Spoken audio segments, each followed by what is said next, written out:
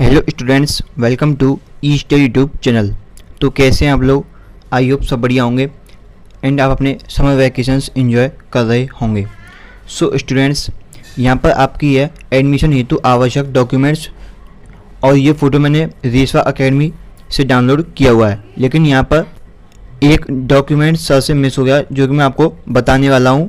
ठीक है, तो इस वीडियो को पूरा देखिएगा, तब तक मैं आपको इन सबको एक्सप्लेन कर देता हूँ। लास्ट में एक डॉक्यूमेंट वेरी इंपॉर्टेंट है, वो सर शायद इसलिए बताना भूल गए होंगे क्योंकि सर के टाइम पर शायद वो नहीं लगा हुआ, लेकिन हमने 2022 में एडमिशन लिया था तो हमारे टाइम पर लगा था। ठीक है ना, तो सबसे पहले हम बात करते हैं कौन सा आपका डॉक्यूमेंट लगने वाला है। तो सबसे पहला है आपका एडमिट कार्ड, जो कि आपने डाउनलोड किया होगा एंड आपने अगर तो अब फाड़ दिया है, आप एग्जाम दे के आ चुके हैं, आपने अब तक फाड़ दिया है तो आप डाउनलोड कर लेना। ये आपके अभी 3 साल लगातार काम आने वाला है। ठीक है, फिर दूसरा आपका स्कोर कार्ड, रिजल्ट कार्ड या रैंक कार्ड। जनरली इसको रैंक कार्ड कहा जाता है, जो कि आपका जो रिजल्ट आने वाला है तब उस पर शो होगा ऊपर रैंक कार्ड, जिसमें आपकी रैंक लिखी हुई, आपके नंबर्स लिखे होंगे एंड इसको भी आप संभाल के रखना अगले 3 साल के लिए। ठीक है, फिर आता है आपका next seat allotment letter. Seat allotment letter वो होता है जिसमें आपको जो कॉलेज अलॉट हुआ होता है, जो आपको मिला होता है, उसको कहते हैं सीट अलॉटमेंट लेटर। ठीक है, इसको भी आपको संभाल के रखना है डीवी के लिए। डीवी यानी डॉक्यूमेंट वेरिफिकेशन। ठीक, फिर फोर्थ है आपका, इसमें आपकी 3250 रुपये की फ़ीस स्लिप लगती है। जब आप सीट अलॉटमेंट फाइनल कर देते हैं तो उसमें आपको एक फ़ीस पे करनी पड़ती है, ये उसकी स्लिप होती है। इसकी आपको एक फ़ोटोकॉपी निकलवानी है। ठीक है, फिफ्थ पर आपका वेरिफिकेशन लेटर, ये आपको वेबसाइट से डाउनलोड करना पड़ेगा। ठीक, फिर आपका सिक्स्थ आपका 7370 की फ़ीस स्लिप यदि हो तो। इसका मतलब जैसे आप एडमिशन करवाने जाएंगे तो वहाँ पर आपको ये फ़ीस पे करनी पड़ेगी, ये आपकी फर्स्ट ईयर की फ़ीस हो जाएगी। ठीक है, 7370 प्लस 3250 रुपये जोड़ेंगे, करीब 10,000 के करीब बैठेंगे। जनरल वालों के लिए अलग होती है, बाकी सब वालों के लिए शायद सेम होती है। जितना मुझे मेरी जनरल के लिए 11,010 रुपये लगी थी, तीनों साल सेम फीस लगी थी। मेरा गवर्नमेंट कॉलेज था। ठीक है, उसमें 11,010 लगी थी मेरी तीनों साल। ठीक है, फिर आपका है प्रोविजनल एडमिशन लेटर। जैसे आपने पिकअप की वेबसाइट से एडमिट कार्ड डाउनलोड किया था, ऐसे ही आपको ये डॉक्यूमेंट डाउनलोड करना पड़ेगा। ये जब आ जाएगा तो हम आपको इन्फॉर्म कर देंगे या कमेंट सेक्शन में अपडेट करवा दूंगा। ठीक है, फिर आपका 8th पर 10th की मार्कशीट, ये डेफिनेटली 10th की मार्कशीट लेगी। आप 10th करके आए हैं और आपने 12th भी कर रखा है तो आपकी 12th की भी मार्कशीट लगने वाली है, अगर आपने कर रखा है यानी यदि हो तो। ऐसी आपकी अगली 2 मार्कशीट हैं बीए की और बीएससी की, यदि आपने कर रखा है तो आपकी लगेंगी। डेफिनेटली ज़्यादातर लोग बीए बीएससी नहीं कर जाते हैं, ज़्यादातर लोग 10th करके आते हैं और बहुत ही कम लोग होते हैं जो 12th के बाद डायरेक्ट एडमिशन लेते हैं। 12th के बाद अगर आपने गैप लिया तो आपका गैप लेटर और बनेगा, जो आपको तहसील वाले को बनाना पड़ता है। ये बात तो ध्यान रख लेना, गैप लेटर जरूर लगा, आपका 1 साल का गैप लगा है तो। यानी आप किसी कारणवश, जैसे आप किसी और कंपनी तैयारी कर रहे थे, आपका नहीं हुआ सिलेक्शन, तो आपने सोचा पॉलिटेक्निक में ले लेता हूँ, तो आप 1 साल गैप हो गया तो वो गैप लेटर जरूर लगेगा, तो आपको तहसील में आके गैप लेटर बनवाना पड़ेगा। ये बात और ध्यान रखिएगा। ठीक है, फिर 12th आपका जातीय प्रमाण पत्र, ये आपको बनवाना पड़ेगा, जातीय प्रमाण पत्र। ठीक है ना, जनरल वालों के लिए जो नहीं होता है, कास्ट सर्टिफिकेट जो होता है। ठीक है ना, आय प्रमाण पत्र बनवाना पड़ेगा ओरिजिनल। ठीक है, और फिर आपका निवास प्रमाण पत्र।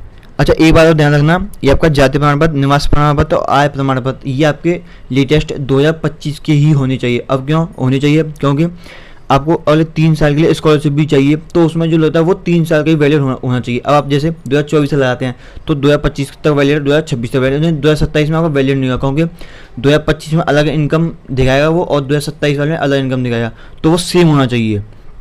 ठीक है ना, ये बात जरूर ध्यान रखिएगा। तो जातीय प्रमाण पत्र, निवास प्रमाण पत्र और आय प्रमाण पत्र तीनों आपके नए होने चाहिए 2025 के, ये जरूर ध्यान रखिएगा।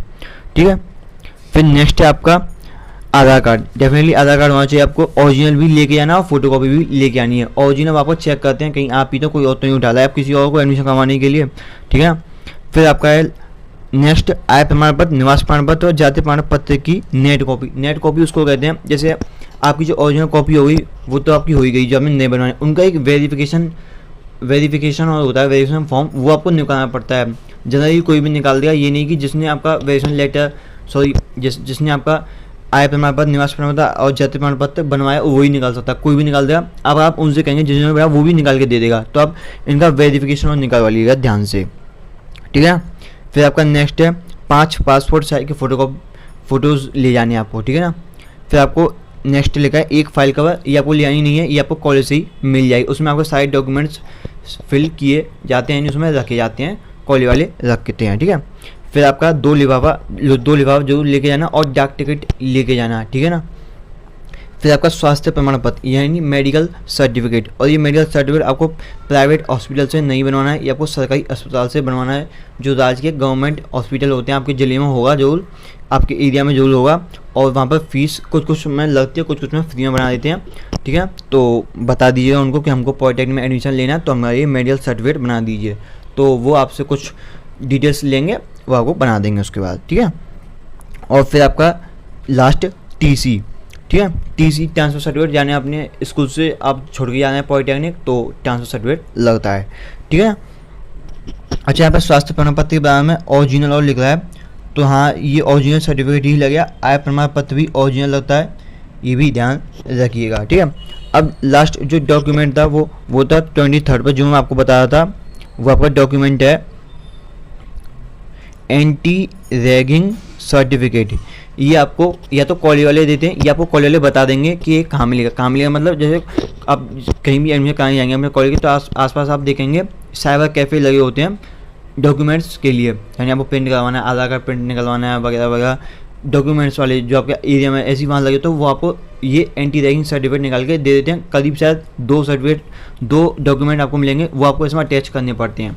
एंटी रैगिंग सर्टिफिकेट यानी आप जैसे किसी जूनियर की या सीनियर की रैगिंग करते हैं, उसके साथ बदतमीजी करते हो, एक एंटी रैगिंग सर्टिफिकेट बनाया जाता है, ताकि आपको रजिस्ट्रेट किया जा सके, या आपको कुछ पनिशमेंट दिया जा सके। तब वो आपको जो सर्टिफिकेट है वो आपके घर भेजा जाता है, इसलिए आपको लिफाफा और डाक टिकट मांगी गई है, इसी चीज़ के लिए मांगी जाती है, ठीक है ना।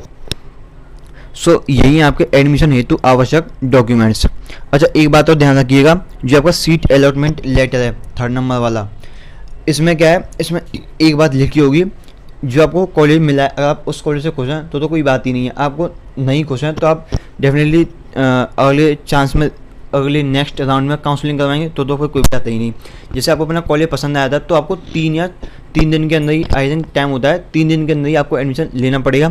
आप 3 दिन के अंदर एडमिशन नहीं लेते हैं तो आपकी सीट चली जाएगी, वो किसी और दूसरे छात्र को मिल जाएगी, ये बात ध्यान रखिएगा, ठीक है। और उसमें टाइम भी लिखा होता है कि आपको इतने बजे से लेकर इतने बजे तक के बीच में ही आना है कॉलेज में, ये नहीं कि आप अपनी मर्जी से जब चाहें जब चल दिए, ठीक है। वैसे कॉलेज टाइम, पॉलिटेक्निक कॉलेज का टाइम 10 से 5 होता है, तो आप 10 बजे तक तो किसी न किसी आ जाना, पहुँच जाना, और 5 बजे सोच रहे हैं तो आप ये मत देना कि 3 बजे चल जाता हूँ मैं, ठीक है, ये नहीं, आप 10 से लेके 2 बजे तक के बीच में कभी भी पहुँच जाना अपने कॉलेज में, ठीक है ना। ये बात ध्यान रखना अपने एडमिशन कराते हुए। सो इस वीडियो में इतना ही। आई थिंक आपको ये वीडियो अच्छा लगा तो डेफिनेटली लाइक करना है, शेयर करना है, एंड अगर चैनल को सब्सक्राइब नहीं किया तो जरूर से कर लेना, एंड अपने कमेंट्स में मुझे जरूर से बताया जाएगा आपको कौन सा कॉलेज अलॉट हुआ है, ठीक है। तो फिर मिलेंगे एक और नई वीडियो में, तब तक के लिए जय हिंद।